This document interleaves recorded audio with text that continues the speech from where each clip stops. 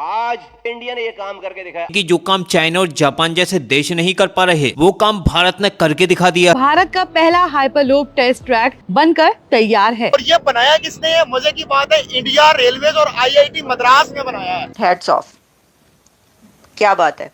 तरक्की जो करनी चाहिए तो वो फिर इसी तरीके से करनी चाहिए। ये टेस्ट ट्रैक भारत की हाई स्पीड ट्रांसफॉर्मेशन की दिशा में एक बड़ा कदम साबित होगा, जो देश को हाइपरलूप टेक्निक के क्षेत्र में ग्लोबली एक नई पहचान दिलाने में सक्षम हो सकता है। सबसे पहले तो मैं आपको बताऊं, जो हाइपरलूप ट्रैक होता है, इसमें जो ट्रेन की स्पीड होती है वो जहाज से भी ज्यादा होती है, और ये यूरोप के अंदर और वेस्ट के अंदर ये कल्चर चल रहा है।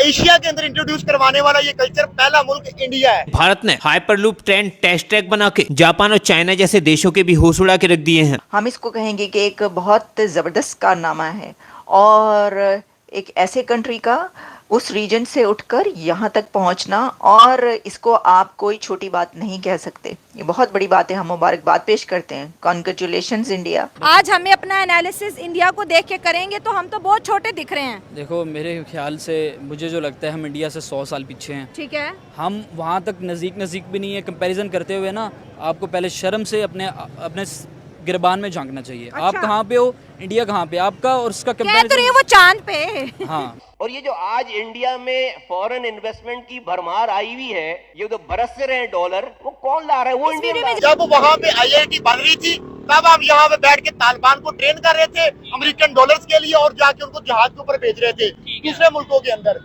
अमेरिका के लिए हम काम कर रहे थे। उस वक्त वो अपनी डेवलपमेंट कर रहे थे। और अब जल्द ही भारत में भी हाइपरलूप ट्रेन के ट्रायल शुरू हो जाएंगे। आपको बता दें कि इस टाइप की टेक्नोलॉजी अभी तक दुनिया में किसी भी देश के पास नहीं है।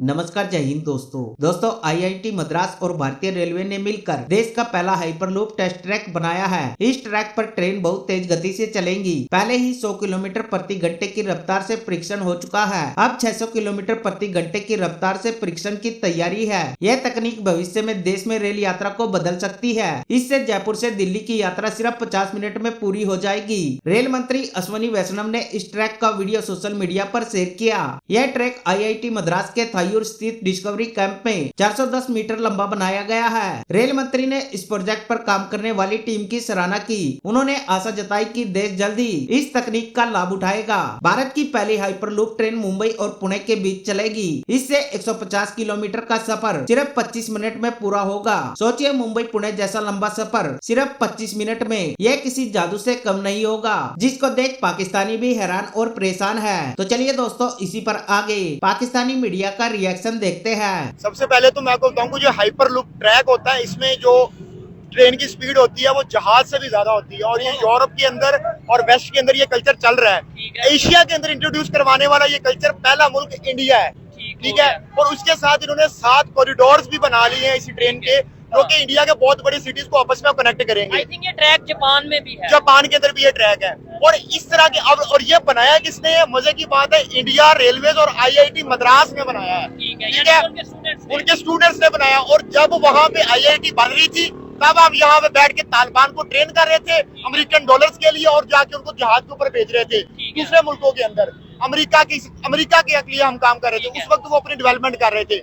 और हमने क्या डेवलपमेंट किया? हमने मदरसा सिस्टम के अंदर अपनी इन्वेस्टमेंट की, और हमें यहाँ तक नहीं पता होता कि हम उसके ऊपर जो इन्वेस्टमेंट कर रहे हैं वो पैसे कहाँ से आ रहे हैं, उनको फंड कौन कर रहा है। ये बड़ी हैरत वाली बात है जो आपने दिलशाद भाई बताई है। मुझे ये तो खबर मिली थी कि आईआईटी जो है उन्होंने मिलकर, लेकिन वहाँ के स्टूडेंट्स ने और इंडिया के रेलवे ने मिलकर ये सिस्टम बनाया है।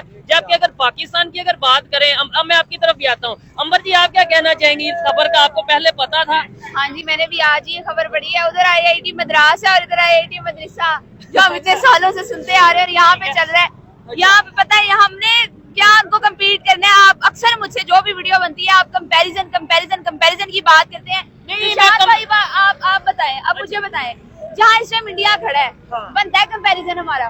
नहीं तो दिलशाद भाई, मैं कंपैरिजन की बात नहीं अंबर जी मैं करता, मैं बात करता हूँ सीखने की। मुझे खुद इस बात में बड़ी हैरानगी होती थी। शुएब भाई रोज माइक उठा के मेरे पास आ जाते हैं, आपकी कंपेयर करना शुरू कर दें। भाई किस तरह कंपेयर करें?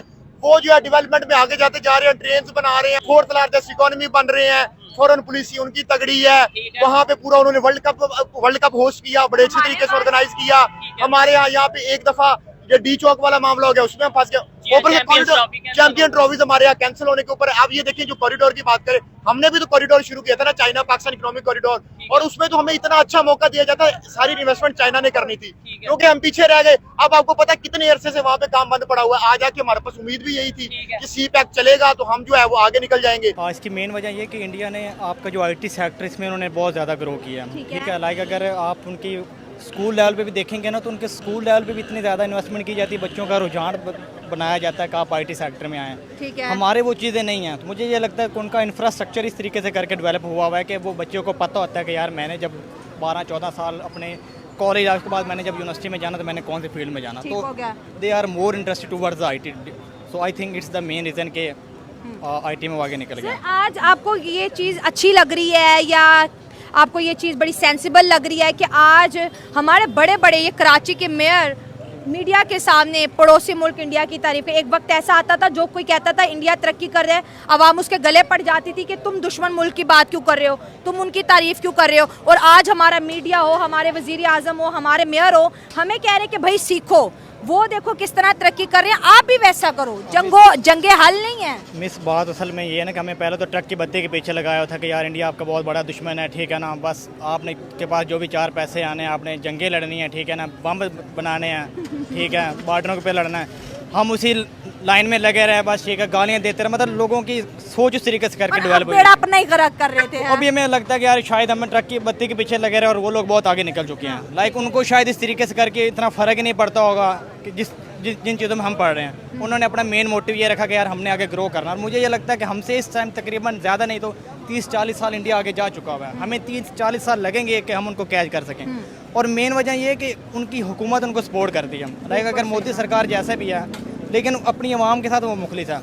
मैं अक्सर सोशल मीडिया पे देखता ही रहता हूँ कि जो उनकी सरकार उनके बारे में जो कर रही होती है। लाइक पिछले दिनों उन्होंने वो समंदर के अंदर कोई प्रोजेक्ट लॉन्च किया जिसमें वो ट्रेन वगैरह चल रही थी, वो दुबई के साथ किया हुआ। तो बात करने का मकसद ये कि वो लोग सिंसियर हैं अपनी लोगों के साथ। हमारा क्या है, इधर जी खान साहब आ रहे हैं, खान साहब के बाद वो शेर आ रहा है, शेर के बाद बिल्ली आ रही है, बल्ला आ रहा है, बस वो बिल्ली बल्ले के पीछे हम लोग लगे हुए हैं। तो और इसी वजह से आज हम इस जगह पे पहुंच चुके हुए हैं। अब आप आगे आए, उसके बाद हमारा तरक्की का अब हमारा देखें, इसमें हमसे सबसे ज्यादा जो जहाद का कॉन्सेप्ट है ना, उसको जो है वो मिसअंडरस्टैंड किया जाता है, उसको मिसयूज किया जाता है। हालांकि कहीं भी नहीं लिखा हुआ आप किसी को उठा के जाके कत्ल कर दो या किसी को मार दो। और इसी एक्सट्रीमिस्ट की वजह से हम ग्रे लिस्ट में चले जाते हैं, कभी ब्लैक लिस्ट में चले जाते हैं। और उसके बाद हमारे यहाँ क्रिकेट कितनी डिस्टर्ब हो रही है। आपने 1 मिनट क्रिकेट की तरफ बाद में आएंगे। आपने जो ये एक्सट्रीमिज्म की और जितने भी कंट्रीज इस्लामिक कंट्रीज की बात की है, इसके ऊपर बात करेंगे। क्या कहना चाहेंगे अंबर जी? इन्होंने बोला कि बहुत से इस्लामिक, मतलब ज्यादातर इस्लामिक कंट्रीज हैं, सीरिया, फलस्तीन, अफगानिस्तान, पाकिस्तान, बांग्लादेश, इन्हीं में ये सारी चीजें क्यों देखने को मिलती हैं?